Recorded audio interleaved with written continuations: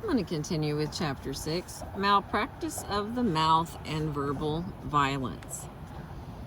I'm at the Keystone Dam today, and it's pretty loud for a Sunday morning. So I'm hoping you can still hear me over all the traffic. I suspect that here in a little bit, everybody will make their way to where they're going, and it'll quiet down a little bit. But I thought a picture of the dam would go with this one really well. So, malpractice of the mouth and verbal violence. Introduction. When little children do harm with their language, we make allowances for their lack of experience. When adults who are physically or mentally impaired do harm with their language, we make allowances for their lack of competence. We make similar allowances for adults who are simply ignorant. In all such cases, we do everything we can, consistent with the individual's capacities, to discourage the offensive language behavior, but we try to be tolerant. We assume that if the person's circumstances were different, the language would be different as well. This is rational, even admirable. But when verbal violence is committed by educated and competent adults in positions of responsibility, allowances should not be made.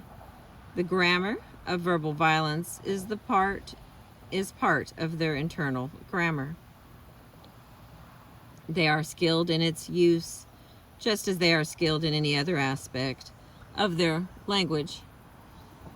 And when the adult is an executive or professional, such language behavior constitutes malpractice of the mouth. If you think of verbal abuse as strings of curses and obscenities and threats and ethnic slurs, with a peak of sophistication represented by something like "drop dead, you stupid ass," your set of semantic features for verbal abuse will include plus primitive and plus crude. You may feel that no professional who exhibited such behavior could last long enough as a professional to require attention. That image of verbal abuse is the traditional one, carefully supported by our society and our media. It's the image we learn as we grow up, but it is badly distorted.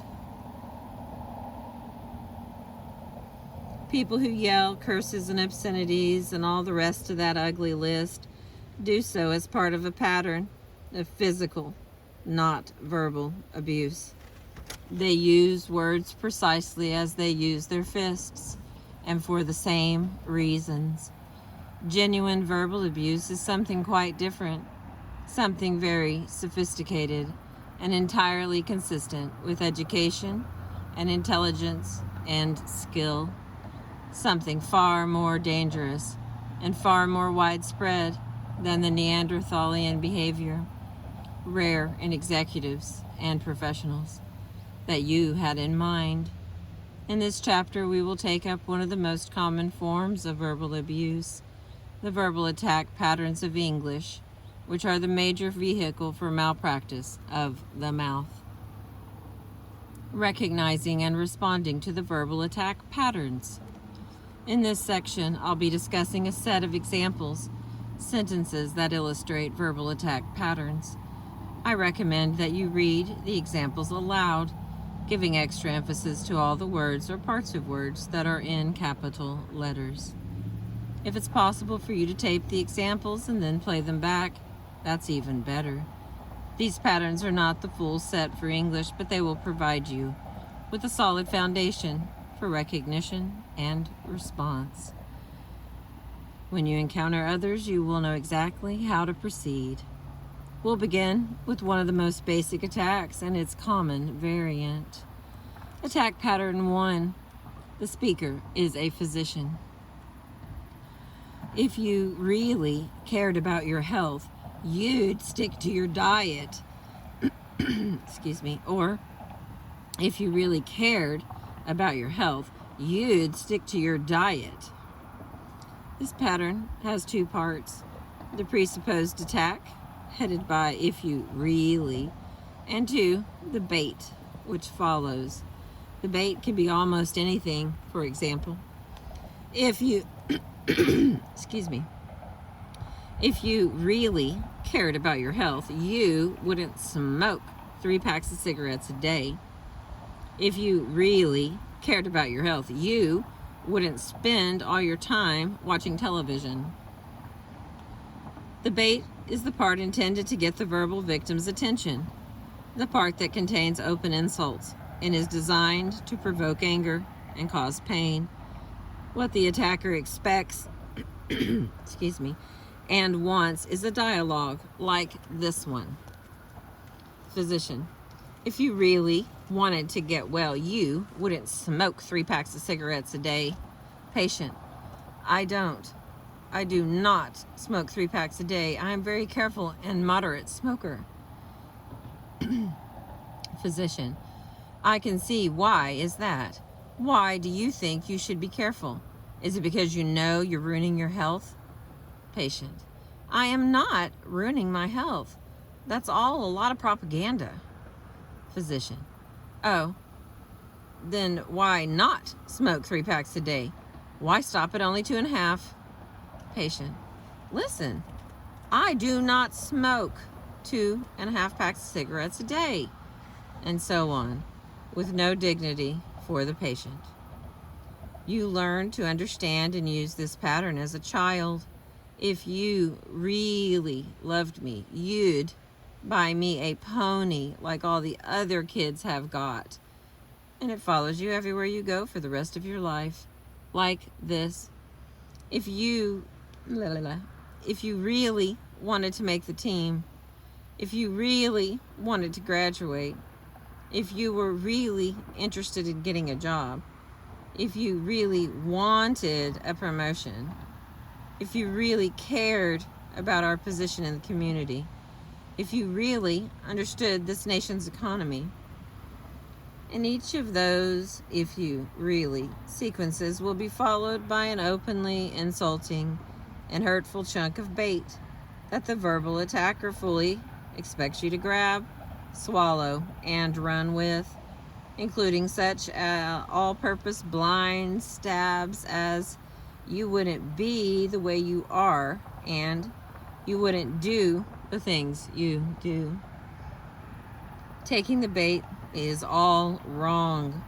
However, unless you happen to be rooting for the verbal abuser, the part of this attack that should get your attention is not the bait, no matter how infuriating and how outrageous it may be, but the presupposed attack that follows, if you really. The word presupposition is defined in a variety of different ways, depending on the scholar doing the defining and the field in which the scholar works. Always, it refers to something assumed. Presupposed means supposed in advance. In the gentle art system, it is defined like this. A presupposition is anything that a native speaker of a language knows is part of the meaning of a sequence of that language, even if it doesn't appear on the surface of the sequence. Consider the sentence, "Even John could close that deal." Hear the presuppositions. As a native speaker of English, you know that sentence presupposes 2 additional sentences, neither of which appears anywhere on the surface. 1, the deal doesn't amount to much. 2, John doesn't amount to much either. People who are not fluent speakers of English are unaware that the sentence is insulting to both John and the deal in question.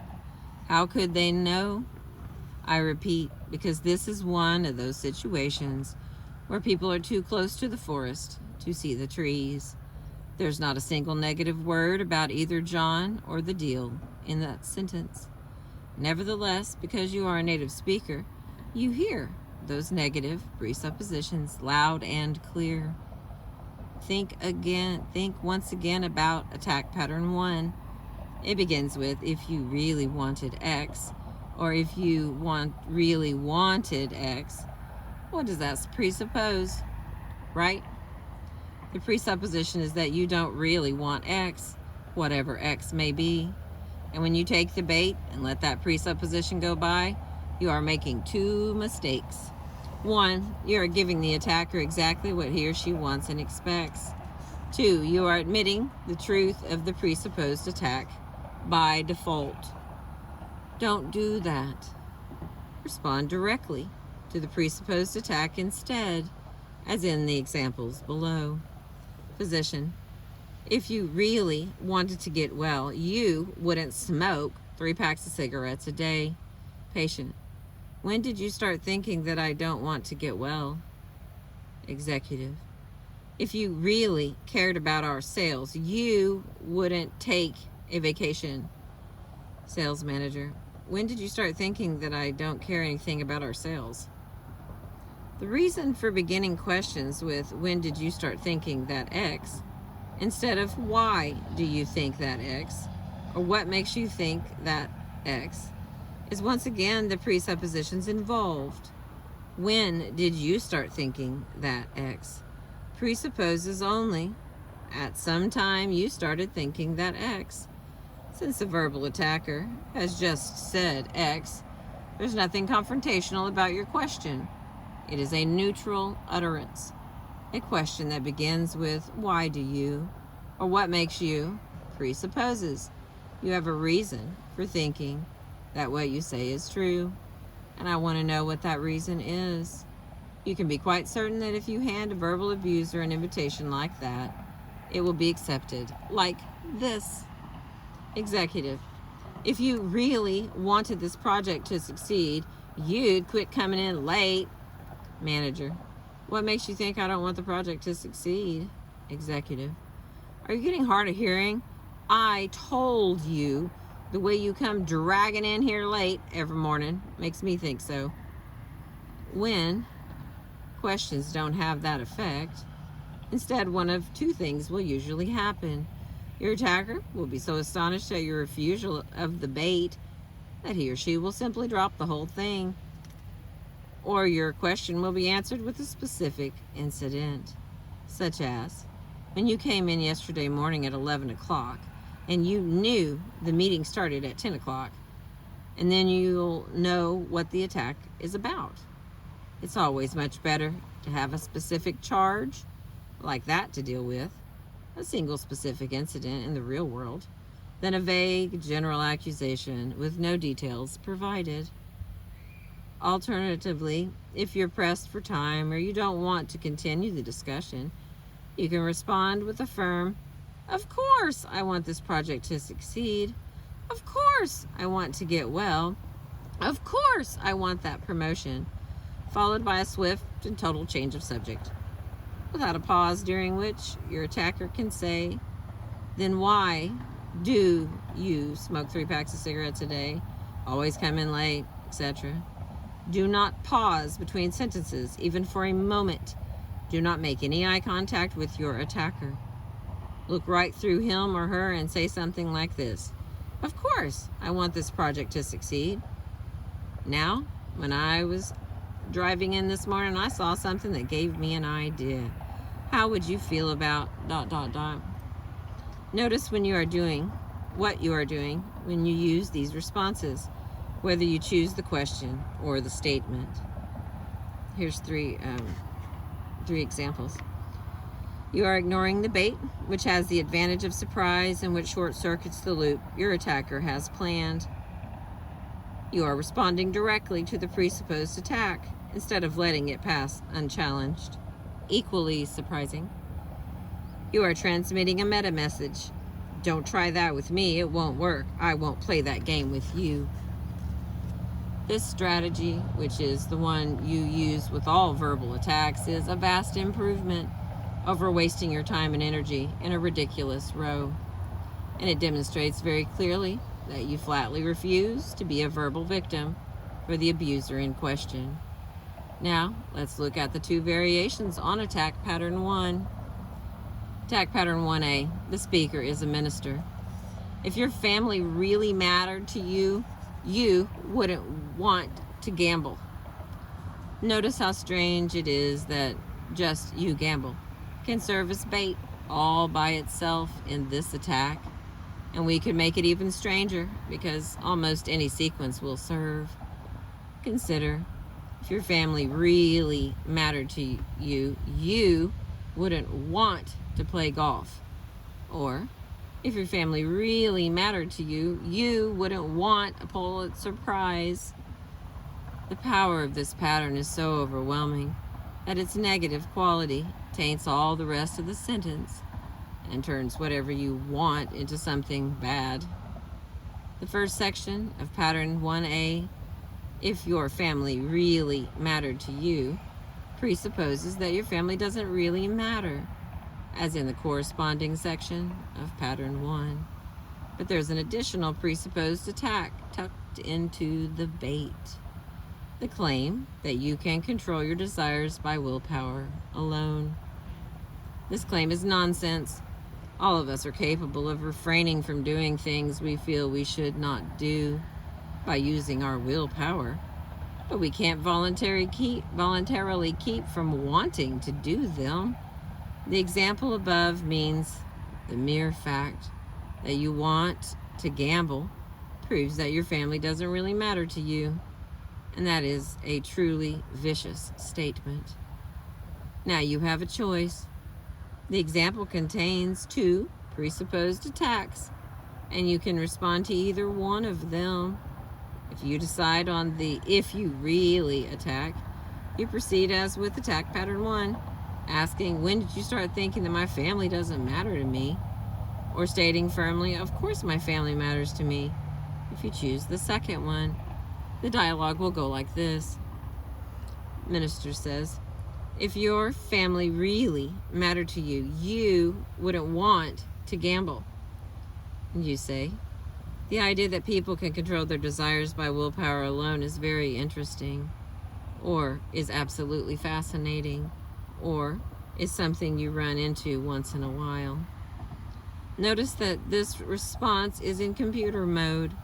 It ignores the personal attack and moves straight to the abstract situation.